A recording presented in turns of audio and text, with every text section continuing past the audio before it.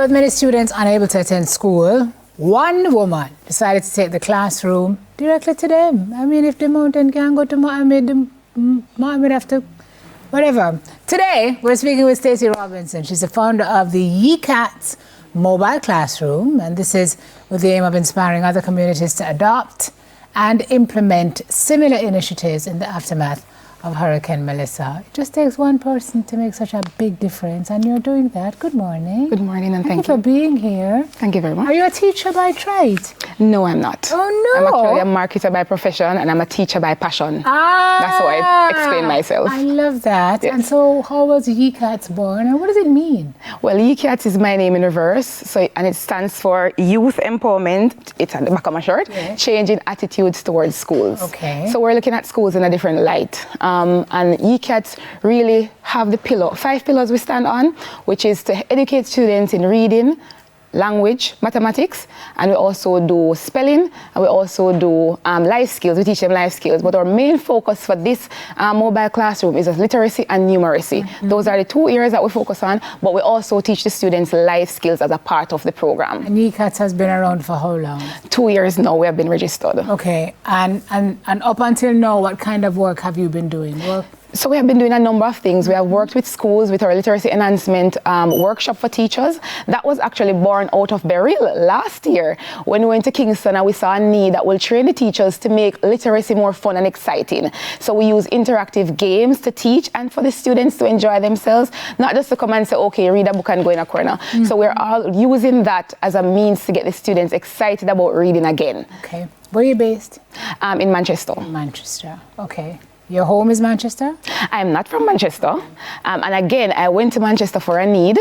When I saw the need, and that is the thing about Yecats, we look at things, we see, we evaluate, and we come up with ideas and strategies as to how to make things better and make things exciting. Because I like this excitement part of teaching. I like the excitement part of just doing things generally. And that is what makes things easier for young ones and also for adults as well, because I find that even for the teachers with the literacy enhancement workshop, they love that so much, and the reward system that we have created under the program, it makes it even so much better for them to enjoy. Yeah, because when people are engaged, then you get more out of them, right? Yes. So you do things out of need. Here comes Melissa, and you said, I'm going to do something about this. So you created a mobile classroom, and you've already hit the road. Yes. As a matter of fact, Simone, this was formed out of my own depression, because when Melissa hit, I was affected by it severely. Many persons don't know, but I was severely affected by Melissa. And I remember the Monday night, I went into the room and said, I'm out, I'm done. When the water started rising, and I said, I'm going to do this. And in my depressive state, I said, Where listen. were you at the time? I was in Manchester. Okay. Yes. So I asked you where you were from. Yes. Okay. So I'm from Portland originally, but I'm now in Manchester doing this as the need. And in that moment, I said, what am I going to do? I felt like I'm going to die. So I went in my bed that Monday night, and I said, whatever is going to happen is going to happen. And I just slept. Tuesday, Melissa seemed as if she didn't finish. She came back for us. And it was so horrible, because when I see the water rising, and I'm saying, how am I going to do it? I'm alone at home. I don't have anywhere. I can't run out. I can't stay inside. But then I realized that other persons need me more than I need myself. And I decided I'm going to go to Black River. I was actually discouraged from going to Black River. Hear of the different things that's happening down there. And I say, you know what? I went to my bed and I'm just going to go. I didn't have much, but what I brought to them made a big difference. As a matter of fact, the community that I went to, which is the Logwood community, those persons were so happy that someone remembered the children. And that was the key part of differentiation for Yecats. So they said big story there, high level. Key takeaway for me, outside of just pushing through your own stuff to do for others, which is just it's a Jamaican DNA. So thank you for that. But also the children. We're sending the care packages down, and I see organizations saying the kids we need to remember that at this point, what they need is their minds to be engaged through play, so if you can send a football, if you can send something to help the kids. You are saying, I'm engaging their minds through education. I say you bring all these things here. Tell me how you do it.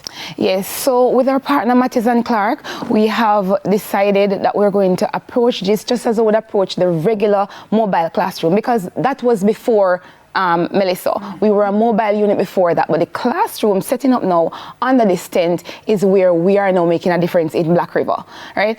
What we have here is another activity that we use with the students. This activity is really for them to understand comprehension skills that we're using this to teach them. We have a story, and this is very time sensitive, put them under pressure, so you know they're competing against each other. So we normally have 2 teams, 1 team with each story, right? And then now they will have to put this in a pyramid form as quickly as possible, and when they finish, they have to read the story. And then we'll ask them questions about the story. But the thing is that, remember, these are toilet papers, yeah, so they're not easily stacked. Exactly. Something to smile about, game. Exactly. Stop or something. So, yes. they have to come up with now strategies that they will use in order for them to be effective and in order for them to win this particular activity. So you're moving this community to community? Yes. So 8 weeks in each place? Yes. What we want to do is to remember we're looking at literacy and numeracy, which is a big issue, and also life skill as well, because we realize these students were bombarded by COVID, then Beryl, and now Melissa. So they have a lot of time away from other students. Loss. Right. And the interaction as well with them, with other students, is a challenge. So them coming out and having these activities where they can engage with other students is a big difference. I have so many stories of excitement that is making this program a big difference. How has this helped you, Stacey, work through what you're going through? Oh boy, it has helped. It has helped a lot, because remember, in my own depression at the time, going through my thing, I was alone at home, and I'm saying, what can I give back? I didn't have a lot of resources because we're a non-profit, so we rely on donors and sponsors. And thanks to Mattis and Clark and the other sponsors who have come, and even parents have contributed to this program. It is even a case of water. We welcome it. Even what we brought to Lagwood community, a lollipop. Who would have thought that a lollipop would have been so powerful? I remember when I gave it to one of the area, because quite a few students were under this tent, but they were adults as well. And when I brought it, I remember this gentleman, and you'd look at him and say, boy, this is a really rough man, you know. And the guy had to turn away his head. And I felt the goose pimple when he did that. Moved. Yes. And I'm saying, this guy doesn't look like someone that you'll get that emotion coming from. So I tell you, sometimes it can literally be a sweetie. You know, give what you have, because right now a lot of people have nothing, and sometimes it's a gesture, not even so much what it is, but just a thought of you thinking of them to give something to them. God bless you for what you do. If there are folks watching who want to help you keep the work continue, where do we find you? So they can find me on Instagram. We are at Yecats Mobile Resource Center. They can also call me at 876-595-0897.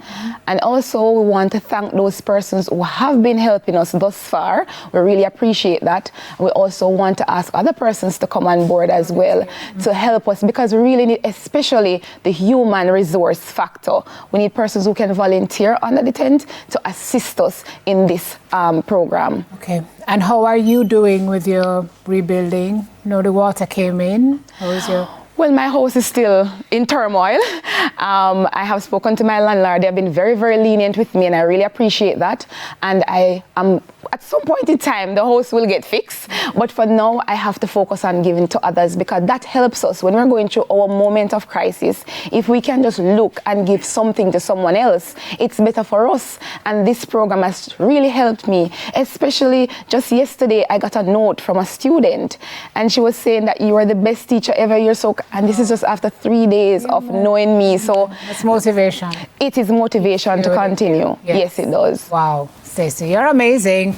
You're amazing. You're amazing. Thank you for what you do. God bless you.